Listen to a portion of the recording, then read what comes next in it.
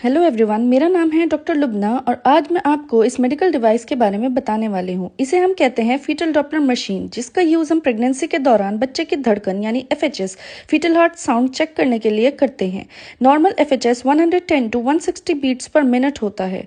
अगर एफएचएस 110 से कम है या 160 से ज़्यादा है तो ये फीटल डिस्ट्रेस का एक साइन होता है। डिवाइस के दो मेन पार्ट्स होते हैं, the probe and the main unit connected via the cord।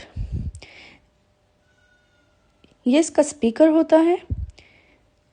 ऊपर दो एडजस्टेबल साउंड बटन्स हैं, ये पावर बटन है और इसके ऊपर स्क्रीन है जिस पे बच्चे की धड़कन डिस्प्ले होती है। अब इसे हम यूज़ कैसे करते हैं, इसे जानने के लिए मेरी नेक्स्ट वीडियो को ज़रूर देखें।